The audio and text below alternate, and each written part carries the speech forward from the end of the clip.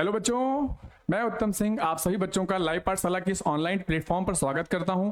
प्यारे बच्चों, मैं आपका बायोलॉजी टीचर हूं और मैं आपको आपके इस चैनल पर बायोलॉजी पढ़ाने वाला हूं। प्यारे बच्चों, आज ये पहला लेक्चर है जहां पर हम बायोलॉजी को इंट्रोड्यूस करेंगे, बायोलॉजी के बारे में कुछ बताएंगे आपको। और पहला चैप्टर बेटा, पहले चैप्टर जो क्लास 12 का पहला चैप्टर है उसके बारे में कुछ बेसिक इंट्रोडक्शन देना स्टार्ट करेंगे। और उसी तरह बेटा इसी क्रम में हम सारे वीडियोज आपको देते जाएंगे और क्लास 12 की पूरी बायोलॉजी आपको इस प्लेटफॉर्म पर पढ़ाई जाएगी बेटा, बहुत ही बेहतरीन तरीके से। प्यारे बच्चों, आप हमारे साथ जुड़िए और अपनी बायोलॉजी को बेहतरीन बनाइए प्यारे बच्चों, ठीक है। तो बेटा वक्त जाया ना करते हुए आइए स्टार्ट करते हैं अपने इस वीडियो को, ठीक है प्यारे बच्चों। जैसा कि थंबनेल आप देख रहे हैं बेटा, क्लास 12 की बायोलॉजी स्टार्ट कर रहे हैं, जहां पर बेटा हम लोग इस तरीके से पढ़ाएंगे कि आपके बोर्ड के साथ साथ आपके कॉम्पिटिटिव एग्जाम का जो बेसिक आधार है वो तैयार होता चले आपका, ठीक है प्यारे बच्चों। चलते हैं बेटा, आइए स्टार्ट करते हैं। प्यारे बच्चों, सबसे पहले जिस एग्जाम की तैयारी हम करने जा रहे हैं क्लास 12 बोर्ड का, तो सबसे पहले बेटा उस एग्जाम का पैटर्न क्या है, उस एग्जाम का सिलेबस क्या है, ये हमें पता होना चाहिए। मुझे पूरी उम्मीद है अब तक आपने क्लास 12 के सिलेबस से परिचय हो गया होगा आपका, फिर भी मैं आपको एक बार परिचय करवा देता हूं थोड़ा सा टाइम लेकर। प्यारे बच्चों, क्लास 12 में टोटल 13 चैप्टर्स हैं और 13 चैप्टर्स बेटा इस सीक्वेंस में दिए गए एनसीईआरटी में, और जिस सीक्वेंस में एनसीईआरटी में चैप्टर दिए गए हैं उसी सीक्वेंस में हम अपने इस चैनल पर आपको बायोलॉजी पढ़ाएंगे। हम एनसीईआरटी के सीक्वेंस को बिल्कुल खराब नहीं करेंगे, उसे सीक्वेंस में पढ़ेंगे बेटा, क्योंकि वो एक बहुत ही साइंटिफिक तरीके से अरेंज की गई, ठीक है बच्चों। तो बच्चों पहला चैप्टर है sexual reproduction in flowering plant. बच्चों पहला चैप्टर है sexual reproduction in flowering plant. और प्यारे बच्चों दूसरा चैप्टर है ह्यूमन रिप्रोडक्शन, तीसरा चैप्टर है रिप्रोडक्टिव हेल्थ, और चौथा चैप्टर है बेटा principle of inheritance and variation, जिसको हम लोग क्लास 10th में बच्चों ने पढ़ा होगा मेंडेलियन जेनेटिक्स के नाम से। ये एक्चुअल में चैप्टर वहीं से है बेटा। अगर आपको 10th का बेसिक याद होगा ना बेटा, इस चैप्टर में आपको मजा ही आ जाएगा। प्यारे बच्चों, नहीं याद होगा फिर भी हम आपको वो कोरिलेट कर देंगे, हम आपको बेसिक क्लियर कर देंगे, आपको यहाँ पे भी मजा आएगा, ठीक है प्यारे बच्चों। अगला चैप्टर बेटा मॉलिक्यूलर बेसिस ऑफ इनहेरिटेंस, जहां पर बेटा हम लोग डीएनए के बारे में पढ़ेंगे, जो आपने क्लास 9th में पढ़ा था। न्यूक्लियस के अंदर डीएनए, क्रोमोसोम, जीन, ये सब बेटा हम इस चैप्टर में पढ़ने वाले हैं। फिर बेटा उसके बाद पढ़ेंगे हम लोग इवोल्यूशन, कैसे बेटा धरती पर है ना जीवो आए और आज मानव आ गया, आदि मानव, फिर मानव, इतने तरह के जानवर हैं, ये सब कैसे इवॉल्व हुए है ना बेटा, कैसे डेवलप हुए, इस चैप्टर में पढ़ेंगे जिसका नाम है इवोल्यूशन। प्यारे बच्चों 7th चैप्टर है ह्यूमन हेल्थ एंड डिजीजेस। इस चैप्टर में हम मानव को बेटा माइक्रोब्स के द्वारा होने वाली तमाम तरह की बीमारियां हम पढ़ेंगे, जो बेटा बहुत ही आपके आम जीवन के लिए भी इंपॉर्टेंट है। फिर बेटा 3rd चैप्टर में बेटा 8th चैप्टर हम लोग पढ़ेंगे बेटा माइक्रोब्स इन ह्यूमन वेलफेयर। हम लोग पढ़ेंगे कि माइक्रोब्स हमारे जीवन में किस तरह से बेटा, जो माइक्रो ऑर्गेनिज्म है किस तरह से हमारे जीवन में बेटा इंपॉर्टेंस रखते हैं। जैसे बेटा दही जमाने के लिए आपको पता है कि एक बैक्टीरिया होता है लैक्टोबैसिलस, वो दही जमाने का काम आता है। सोचिए कितना इंपॉर्टेंट है वो माइक्रोब्स कितना आपके जीवन में इंपॉर्टेंट है, ठीक है। अगला चैप्टर बेटा 9th चैप्टर जिसको बोलते हैं principle biotechnology, principle and process पढ़ेंगे। 10th चैप्टर में बेटा हम लोग पढ़ेंगे बायोटेक्नोलॉजी एंड इट्स एप्लीकेशन। हम लोग पढ़ेंगे बेटा कि कैसे डीएनए में फेरबदल किए जा सकते हैं और कैसे उसको ह्यूमन वेलफेयर के लिए इस्तेमाल किया जा सकता है।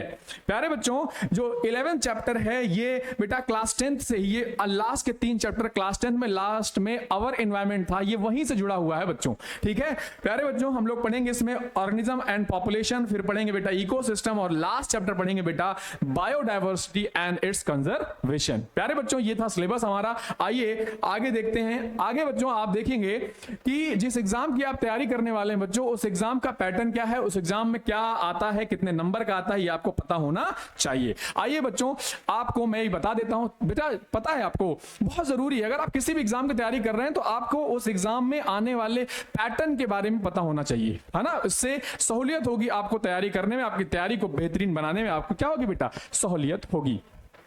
प्यारे बच्चों आपके पेपर में बेटा 4 सेक्शन होंगे, जो अब तक रहा है ट्रेंड यही रहेगा, तो यही 4 सेक्शन आएंगे। पहला सेक्शन बेटा जो होगा उसमें एमसीक्यू आएंगे और असर्शन रीजन टाइप का क्वेश्चन आता है आजकल, आप जरूर इस बात से परिचित होंगे। प्यारे बच्चों ये 16 क्वेश्चन होंगे, 16 मार्क्स के होंगे। दूसरा बेटा आपके शॉर्ट आंसर टाइप होंगे, 2 नंबर वाले सवाल होंगे, ये 1 नंबर वाले थे, और ये 2 नंबर वाले सवाल बेटा 5 होंगे, जो 10 मार्क्स का हुआ। 10 मार्क्स का शॉर्ट आएगा। फिर वेरी है ना, फिर बेटा दूसरे शॉर्ट 3 मार्क्स वाले आएंगे, 7 क्वेश्चन होंगे, 21 मार्क्स का होगा बेटा। और उसके बाद 2 सवाल केस बेस आएंगे बेटा, जहां पर आपको कुछ स्टोरी बताई जाएगी, स्टोरी से रिलेटेड बेटा कुछ सवाल होंगे, है ना, उनके जवाब आपको देने होंगे। ऐसे 2 क्वेश्चन आपको मिलेंगे आपको। तो प्यारे बच्चों, ये रहा आपके एग्जाम का पैटर्न और उसकी मार्किंग स्कीम ये होगी। फिर प्यारे बच्चों हम बात करेंगे, जैसे कि हमारा जो पहला यूनिट है दैट इज रिप्रोडक्शन, उसमें जो 3 चैप्टर हैं वो बेटा 16 मार्क्स कैरी करता है, मतलब 16 नंबर इस चैप्टर से आपसे पूछे जाते रहे हैं। तो प्यारे बच्चों ऐसा ही ट्रेंड, थोड़ा बहुत ऊपर नीचे ऐसा ही ट्रेंड रहने वाला है।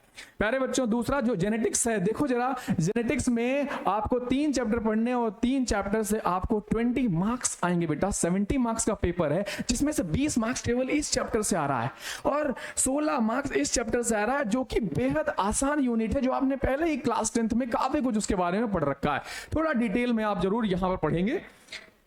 फिर प्यारे बच्चों अगली जो हमारी यूनिट है बायोलॉजी इन ह्यूमन वेलफेयर में, जहां पर हम लोग बेटा पढ़ेंगे डिजीज वाला और माइक्रोब्स इन ह्यूमन वेलफेयर के बारे में पढ़ेंगे, जो 12 मार्क्स कैरी करता है। उसके बाद बेटा बायोटेक्नोलॉजी 12 मार्क्स, 2 चैप्टर है और 2 ही चैप्टर बेटा छोटे छोटे चैप्टर हैं, लेकिन बेहद इंपॉर्टेंट है। क्यों? क्योंकि ये 12 मार्क्स का पेपर में आएगा। उसके बाद लास्ट बेटा इकोसिस्टम जो 10 मार्क्स का आएगा। इस तरह से बेटा टोटल 70 मार्क्स का पेपर आएगा और 70 मार्क्स का पेपर बेटा आपको पता है ये 70 मार्क्स में 70 नंबर लाए जा सकते हैं अगर आप तरीके से चीजों को पढ़ेंगे और आपको तरीके से चीजों को पढ़ाया जाएगा, आपको क्वेश्चन की प्रैक्टिस कराई जाएगी, उस हिसाब से अगर तैयारी आपकी कराई जाएगी तो डेफिनेटली आपके 70 मार्क्स आ सकते हैं। बहुत बार आते हैं बच्चों के, बहुत सारे बच्चों को आए हुए हैं, बच्चों हमने पढ़ाया है ऑफलाइन में, काफी लंबे समय से पढ़ा रहे हैं, 3-4 साल से पढ़ा रहे हैं और हमने देखा है कि बच्चे नंबर लाते हैं। तो आप भी ला सकते हैं, इस ऑनलाइन से ही पढ़ के ला सकते हैं। इवन बहुत बेहतरीन हम आपकी यहां पर ट्रेनिंग करवा पाएंगे। तो जुड़िएगा हमारे साथ बच्चों, ठीक है प्यारे बच्चों। आइए स्टार्ट करते हैं बायोलॉजी का कुछ इंट्रोडक्शन। बेटा आज हम बायोलॉजी का कुछ इंट्रो दे रहे हैं और इस इंट्रोडक्शन में आपको जो इंट्रो मैं बायोलॉजी का दे रहा हूं ये हर एक बायोलॉजी बच्चे को पता होना चाहिए। अगर आप किसी भी क्लास के हैं, 9th 10th 11th 12th किसी भी क्लास के हैं, अगर आप बायोलॉजी के बारे में इंटरेस्टेड हैं बायोलॉजी को लेकर, तो आपको ये पता होना चाहिए। क्या पता होना चाहिए सर? कोई क्वेश्चन पूछते सर व्हाट इज बायोलॉजी, तो प्यारे बच्चों आपको तुरंत जवाब आना चाहिए it is a branch of science, it is a branch of science in which we study about living organism and their development. कह रहे हैं साइंस की वो शाखा जिसमें हम बेटा लिविंग ऑर्गेनिज्म और उसके डेवलपमेंट के बारे में पढ़ते हैं, उसको हम लोग क्या कहते हैं? उसको बायोलॉजी कहते हैं। साइंस की उस ब्रांच को क्या कहते हैं? बायोलॉजी कहते हैं। प्यारे बच्चों हमने कहा हम लिविंग की स्टडी करते हैं। प्यारे बच्चों अगर मैं तुमसे सवाल पूछ लूं कि बच्चों बताओ लिविंग कौन है, लिविंग कौन है धरती पर, किसको आप लिविंग कहोगे? तो कुछ बच्चों के दिमाग में आएगा सर प्लांट लिविंग है, सर एनिमल्स लिविंग है, सर 2 ही हैं। नहीं बेटा एक और है, माइक्रोब्स, जो दिखते नहीं है, ऐसे जीव जिनको देखने के लिए माइक्रोस्कोप की जरूरत पड़ती है, वो जीव भी बेटा लिविंग होते हैं। मतलब ये लिविंग ऑर्गेनिज्म 3 है अर्थ पर बेटा, क्या क्या? सर प्लांट है, सर एनिमल है, और कौन है बच्चों? और सर माइक्रोब्स। आपने बताया सर अभी तभी बेटा अभी हम एक चैप्टर देखा इंट्रोड्यूस किए थे, माइक्रोब्स इन ह्यूमन वेलफेयर। सोचो कितने इंपॉर्टेंस है इनकी। तो प्यारे बच्चों प्लांट, एनिमल और माइक्रोब्स लिविंग हैं, इसीलिए जब लिविंग 3 तरह के हैं और लिविंग की स्टडी हम बायोलॉजी में करते हैं, तो इंसानों ने सहूलियत के लिए, ताकि पढ़ाई आसान हो जाए, तो बच्चों बायोलॉजी को भी 3 पार्ट में डिवाइड कर दिया। बढ़िया डिवाइड किया, 3 सब पार्ट में डिवाइड किया बेटा, जिसमें एक ब्रांच जूलॉजी, बॉटनी और माइक्रोबायोलॉजी बनाई। जूलॉजी बायोलॉजी की वो ब्रांच है बच्चों जिसमें हम लोग एनिमल्स की स्टडी करते हैं। रिमेंबर इट, कह रहे हैं it is a branch of biology in which we study about animals. उसको हम लोग क्या कहते हैं? जूलॉजी कहते हैं। वहीं बेटा जूलॉजी दूसरा आता बेटा बॉटनी, की बायोलॉजी की जिस ब्रांच में हम लोग प्लांट की स्टडी करते हैं बच्चों, उनको हम लोग बॉटनी कहते हैं। प्यारे बच्चों थर्ड जो है वो माइक्रोबायोलॉजी, जहां पर माइक्रोब्स की स्टडी करें उसको माइक्रोबायोलॉजी बोलेंगे। फिर चलिए सर ये बात तो ठीक है। फिर प्यारे बच्चों जैसे आपसे कभी सवाल पूछ लिया गया who is the father of nation, कुछ बच्चों की बुद्धि काम नहीं करेगी, लेकिन कुछ लोग की बोलेंगे सर फादर ऑफ नेशन जो है महात्मा गांधी जी हैं। उसी तरह बेटा कभी कभी पूछ लिया जाता है फादर ऑफ बायोलॉजी कौन है? बायोलॉजी के बच्चों से कभी कभी पूछ लेते हैं, बताओ फादर ऑफ बायोलॉजी कौन है? तो प्यारे बच्चों, फादर ऑफ बायोलॉजी याद रखना, फादर ऑफ बायोलॉजी है एरिस्टोटल। कौन बेटा? एरिस्टोटल। तो बच्चों फादर ऑफ बायोलॉजी कौन है? तुम्हारे फादर ऑफ बायोलॉजी है एरिस्टोटल। प्लीज बच्चों याद रखना, जरूरी है, ये आपको आना चाहिए। फिर कोई पूछे फादर ऑफ जूलॉजी कौन है, तो बेटा वो भी कौन है? एरिस्टोटल ही फादर जूलॉजी के भी हैं। फिर कोई पूछे फादर बॉटनी के फादर कौन है, तो आपको पता होना चाहिए बच्चों, नाम याद कर लो इनका, थियोफ्रस्टस नाम है इनका। क्या नाम है? थियोफ्रस्टस नाम है, थियोफ्रस्टस, जो कि बेटा फादर है बॉटनी के। फिर लास्ट बेटा द फादर ऑफ माइक्रोबायोलॉजी कौन है, तो माइक्रोबायोलॉजी के फादर है बेटा एंटोनी वॉन लीवेनहुक। बेटा अगर तुमने क्लास 9 में पढ़ा होगा सेल बायोलॉजी, तो वहीं पर बेटा लाइन में लिखा हुआ है the first living cell discovered by Antonie van Leeuwenhoek. बेटा ये वही है, ये फादर ऑफ माइक्रोबायोलॉजी है। याद कर लो यार, ये बायोलॉजी के बच्चे को एटलीस्ट इतना तो पता ही होना चाहिए। मैं बेसिक से स्टार्ट किया हूं एकदम बेटा, आपको एकदम नीचे से लेके आ रहा हूं, ऊपर ले आऊंगा।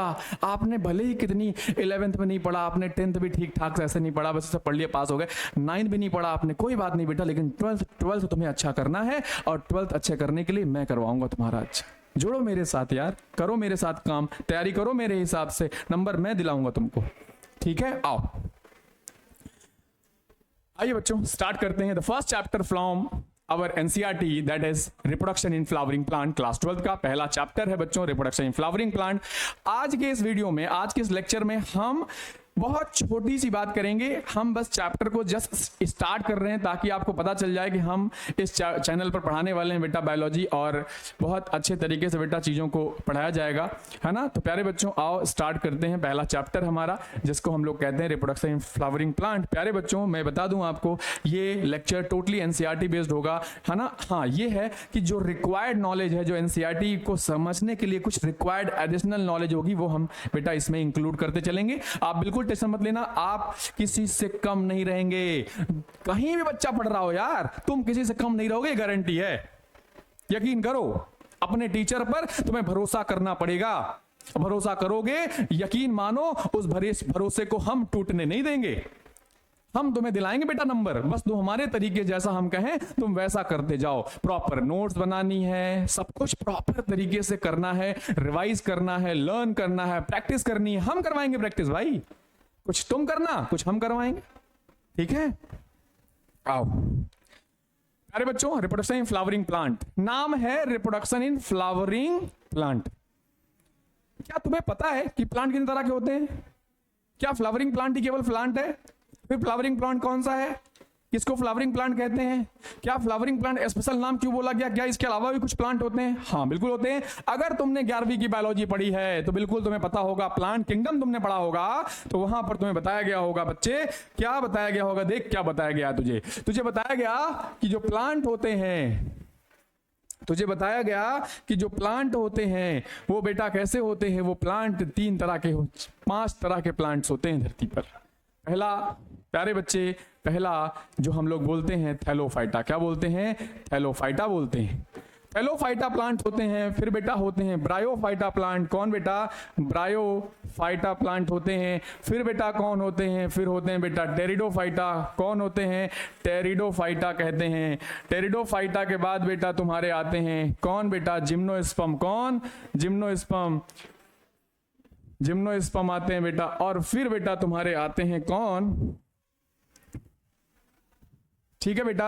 और फिर बेटा तुम्हारे आते हैं कौन? फिर आते हैं तुम्हारे लास्ट में जिनको बोला जाता है बेटा एंजियोस्पर्म। क्या बोलते हैं? एंजियोस्पर्म। मेरी राइटिंग मुझे लगता है विजिबल होगी बच्चों तुमको, ठीक है? परेशान मत होना, राइटिंग साफ साफ लिखूंगा, बढ़िया से आपको समझ में आएगा सब कुछ। प्यारे बच्चों, ये 5 तरह के प्लांट तुमको पढ़ने को मिला था क्लास 11 में। तुमने ध्यान दिया, नहीं दिया नहीं पता, कोई बात नहीं, दिया है तो ठीक, नहीं दिया तो भी ठीक। प्यारे बच्चे, थैलोफाइटा, ब्रायोफाइटा, टेरिडोफाइटा, जिम्नोस्पर्म, और ये जो एंजियोस्पर्म है, जिम्नोस्पर्म के बाद एंजियोस्पर्म, यही एंजियोस्पर्म है बच्चों जिसमें क्या आता है? फ्लावर आता है। इसीलिए इसको बच्चों फ्लावरिंग प्लांट कहते हैं। सर इससे पहले जो प्लांट क्या उनमें फ्लावर नहीं आते? हाँ बच्चों, उसमें फ्लावर नहीं आते, इसीलिए उनको बेटा हम लोग फ्लावरिंग प्लांट नहीं कहते। एंजियोस्पर्म को हम लोग फ्लावरिंग प्लांट कहते हैं। प्यारे बच्चों, हमें एंजियोस्पर्म पढ़ना है। और प्यारे बच्चों, एंजियोस्पर्म भी 2 तरह के होते हैं, तुम्हें जानते रहना चाहिए। एंजियोस्पर्म भी 2 तरह के होते हैं। एक होता है भैया डाइकॉट, है ना, डाइकॉट एंजियोस्पर्म होते हैं और एक होते हैं भैया क्या, मोनोकॉट होते हैं। क्या होते हैं, मोनोकॉट एंजियोस्पर्म प्लांट होते हैं। सर डाइकॉट क्या है, सर मोनोकॉट क्या है, तुझे पता होगा मुझे लगता है इतना, है ना, नहीं पता है तो कोई बात नहीं, मैं बता देता हूं, है ना, आगे हम पढ़ेंगे भी, है ना, इस टॉपिक को, लेकिन यहां पर थोड़े बता देता हूं बच्चों। देखो दाल, अरहर की दाल, उड़द की दाल, चने की दाल, सब देखा तूने, दाल बनाते हैं क्या होता है, मम्मी जब सीड को तोड़ती हैं उस पे से कवर हटाती हैं, अरहर की दाल को लाल कलर सीड जो होता है उस पे रेड कलर का बेटा मरून कलर का कवर होता है, जैसे हटाएगा पीले रंग की 2 फलियां अलग हो जाएंगी, मटर की 2 फलियां अलग हो जाएंगी, चना की 2 फलियां अलग हो जाएंगी, काजू देख 2 काजू चिपके रहते हैं आराम से अलग हो जाते हैं, बादाम 2 अलग हो जाते हैं। तो बेटा जिनमें कॉटिलेडन, उनको कॉटिलेडन कहते हैं, जिनमें कॉटिलेडन 2 में अलग हो जाए उसको डाइकॉट कहते हैं, और जिसमें अलग ना हो उसको मोनोकॉट कहते हैं। जैसे मक्का, बेटा मक्के को अलग नहीं कर सकता तू, मक्के में 2 हिस्से नहीं कर सकता बराबर जैसा दाल में होता है, तो उनको मोनोकॉट है। चावल में नहीं होता, गेहूं में नहीं होता, वो क्या है, मोनोकॉट प्लांट। ठीक है, इतना समझ ले। अभी हम लोग बेटा इस पर डिटेल में बात करेंगे धीरे धीरे, परेशान मत हो। ठीक है, आगे सुनते चलो, देखो जरा आगे बेटा। तो ये हम लोग बात कर रहे थे कि एंजियोस्पर्म क्या होते हैं, बच्चों जान गए तुम। ठीक, फिर बेटा अब जरा सुनिए, तो एंजियोस्पर्म हम बात करें तो बच्चों एंजियोस्पर्म की जो मेन प्लांट बॉडी है वो कहती कैसी है बच्चों, स्पोरोफिटिक। कैसी है, स्पोरोफिटिक। सर नहीं समझ में आया, सर ये मेन प्लांट बॉडी स्पोरोफिटिक का क्या मतलब है, सुन मेरी बात, है ना, यहीं पे बात समझ, बहुत अच्छी अच्छी बातें हैं बेटा, समझ इसको, बहुत जरूरी है समझ बेटा, इसको समझ में आना चाहिए तुझे। देख बेटा,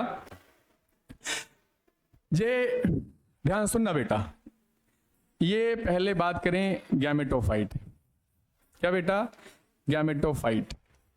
गैमेटोफाइट बेटा, और बेटा 2 वर्ड होते हैं, एक गैमेटोफाइट है और एक है भैया स्पोरोफाइट। क्या है, स्पोरोफाइट। प्यारे बच्चे तुझे ये दोनों वर्ड आने चाहिए। क्या बेटा, तुझे ये दोनों वर्ड की अच्छी नॉलेज, ठीक ठाक नॉलेज होनी चाहिए, क्योंकि बेटा ये शब्द बार बार आते रहेंगे, स्पोरोफाइट और गैमेटोफाइट।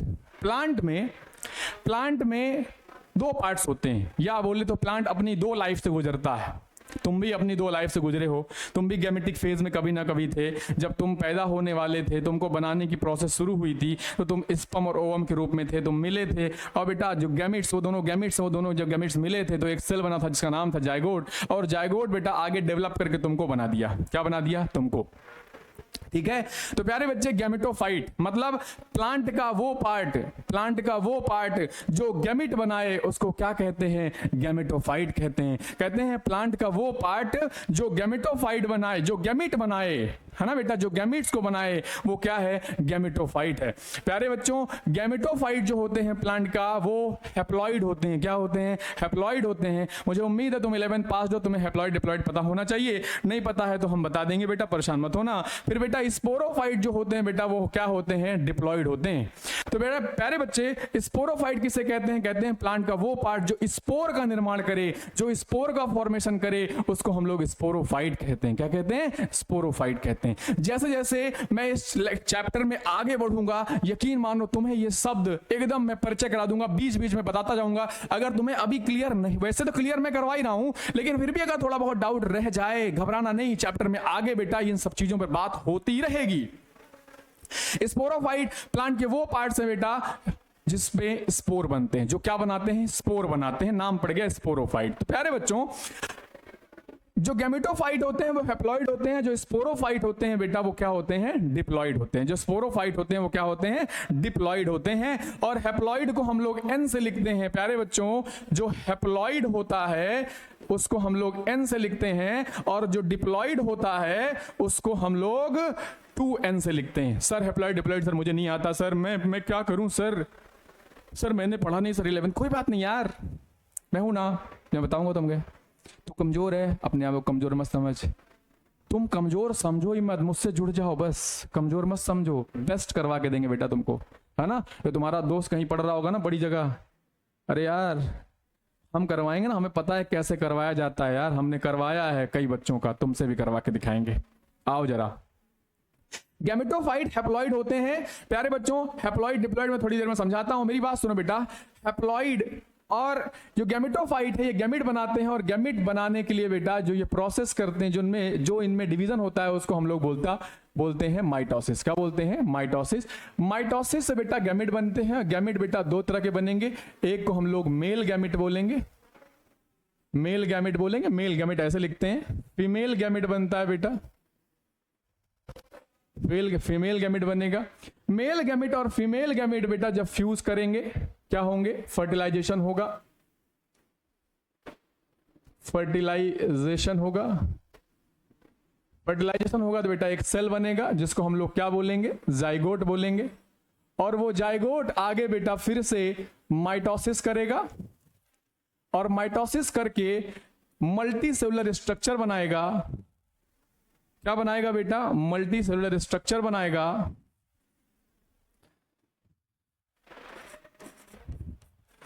मल्टी सेलुलर, क्या हो गया स्पेलिंग, वो जगह नहीं बन रही। एक मिनट बच्चों, एक मिनट बच्चों, मैं यहां लिख दे रहा हूं मल्टी सेलुलर।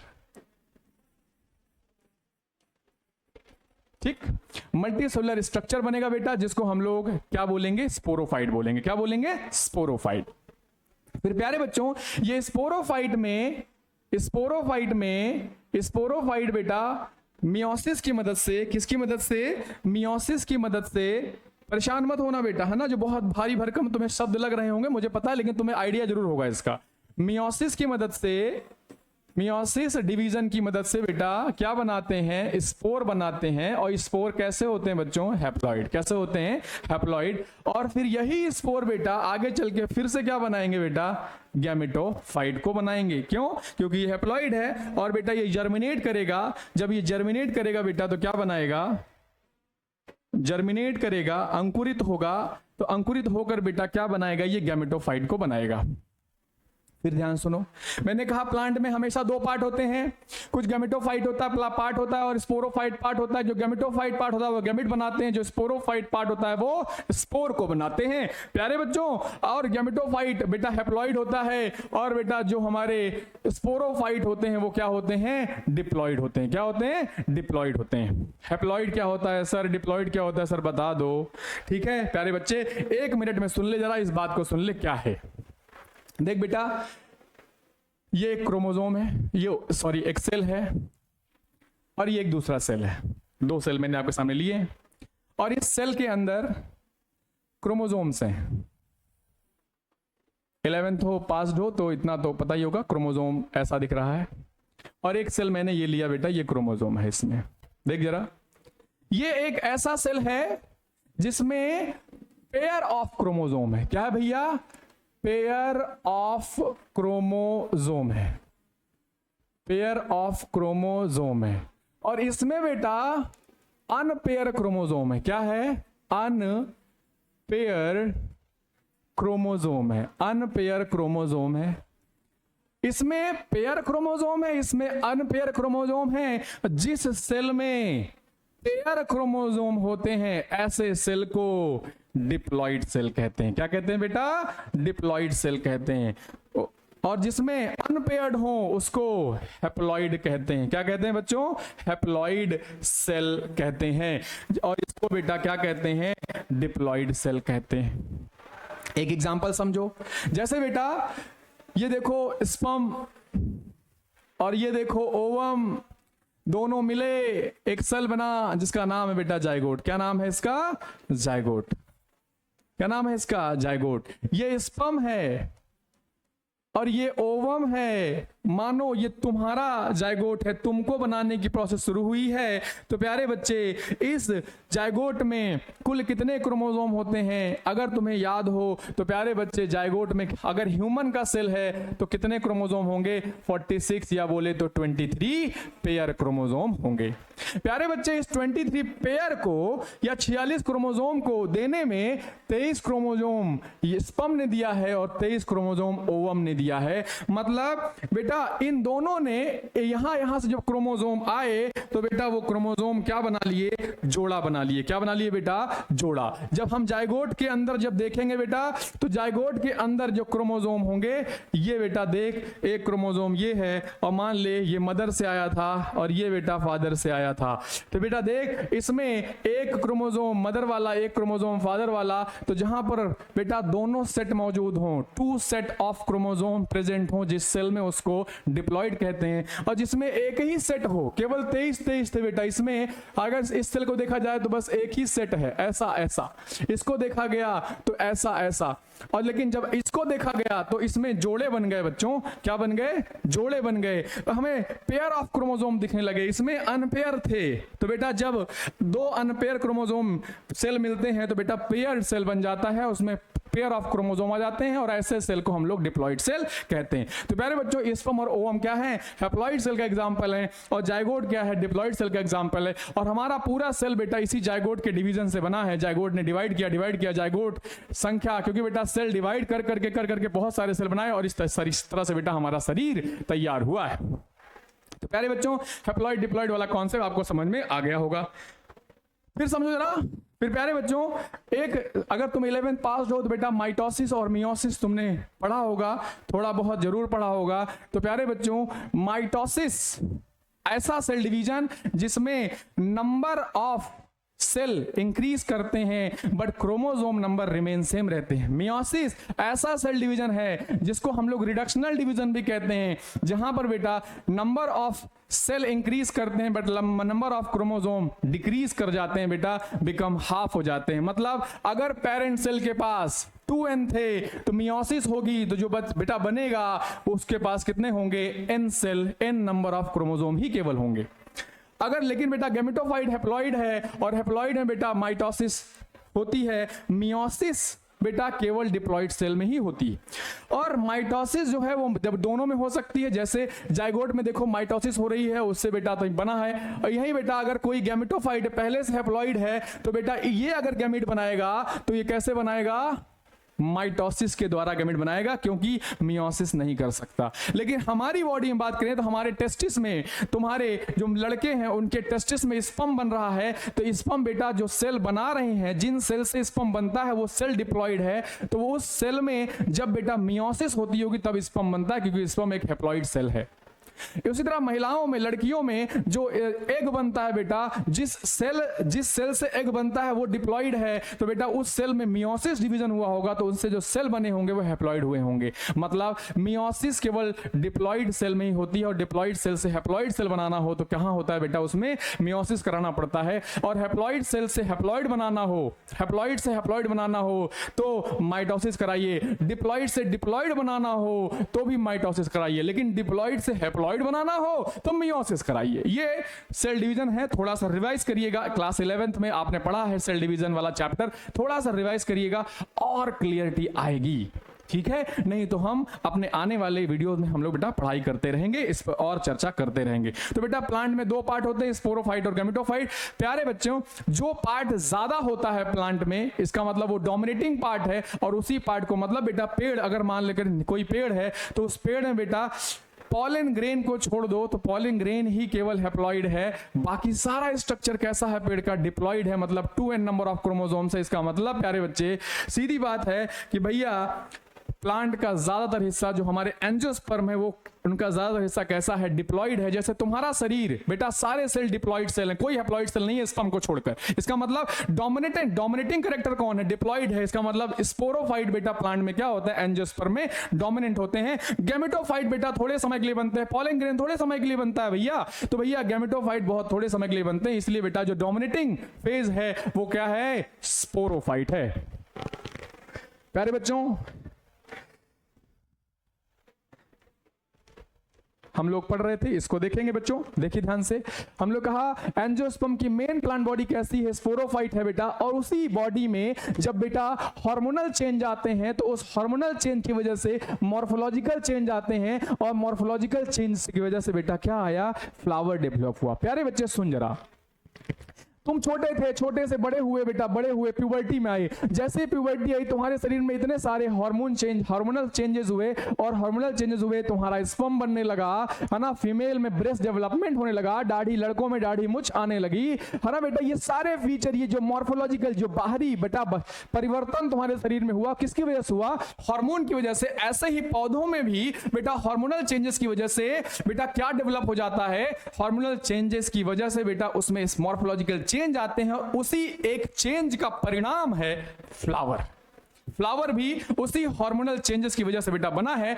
और प्यारे बच्चे, इस फ्लावर को ही बेटा हमें डिटेल में पढ़ना है, बहुत डिटेल में हमें फ्लावर पढ़ना है, फ्लावर के बारे में सब कुछ जानना है प्यारे बच्चे, ठीक है। तो प्यारे बच्चे, आज के इस वीडियो में मैंने कुछ बेसिक बातें बताई है, मैंने कुछ अभी बताया नहीं इस चैप्टर के बारे में, लेकिन हाँ इंट्रोडक्शन हो गया है, शुरुआत कर दी है मैंने। कल इसी चैप्टर को हम बहुत बेहतरीन तरीके से स्टार्ट करेंगे और बेस्ट बेटा करेंगे इस चैप्टर को बहुत तरीके से। बहुत छोटा सा चैप्टर है और बहुत शानदार चैप्टर है, बहुत जल्दी कंप्लीट करवाएंगे और मस्त तरीके से पढ़ेंगे बेटा, ठीक है। मिलते हैं अगले वीडियो में। प्यारे बच्चों, एक विनती होगी, एक रिक्वेस्ट है आपकी, आपसे, मेरी और मेरी संस्था की, कि आप सभी लोग ज्यादा से ज्यादा लोग जुड़ें, शेयर करें वीडियो को, सब्सक्राइब करें। बच्चों, हम आपके लिए बहुत अच्छा करेंगे, ये हम आपसे वादा करते हैं मेरे प्यारे बच्चों। इसलिए हमारे साथ जुड़ें और बेटा अपने कंटेंट को, अपनी पढ़ाई को अच्छा बनाइए। थैंक यू बच्चों, मिलते हैं अगले वीडियो में।